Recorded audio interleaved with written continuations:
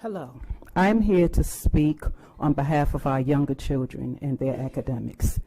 This book, It Feels Good to Be Yourself, which has an oxymoronic title based on its content, can be found in 26 elementary schools. It is geared towards K-2, and as Macmillan Publisher says, it basically is geared toward ages 4 through 8. It introduces 4 different characters with different gender identities.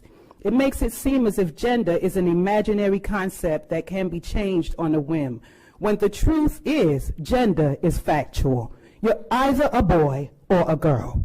And gender identity, what you see yourself as, that's imaginary.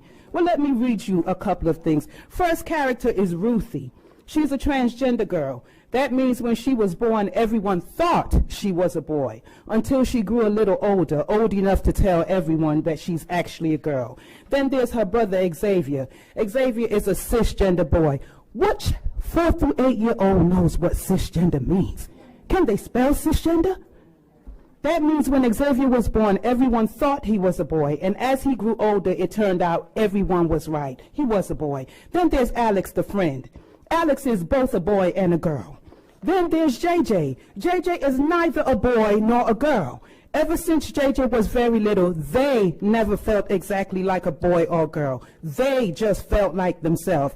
This is JJ's gender identity. Some kids feel like girls. Some kids feel like boys. Some kids feel like a little bit of both. Part boy, part girl. Reminds me of that old commercial. Sometimes you feel like a nut, sometimes you don't. Is that okay? Some kids don't feel exactly like a boy or a girl. They feel like neither. Some kids feel that their gender identity isn't always the same. It's often changing. So now are we endorsing schizophrenia? What are we doing? Whether you feel like a boy or a girl or neither, if you describe yourself another way, that is your gender identity. When does this foolishness stop? When you shroud lunacy, insanity, or fallacy in colorful words and pictures to be read to young children, you have created an unsafe environment, since we're talking about safe environment, right? Where does it stop? At this tender age, our children should be learning their ABCs and 1, 2, 3s. Who authorized this? Who told you that you are God? Who gave you permission to tell our children who they are and who they're supposed to be?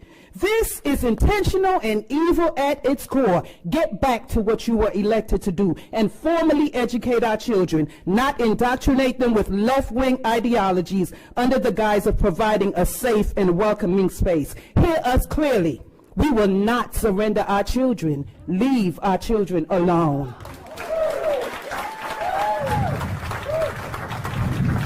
Wow.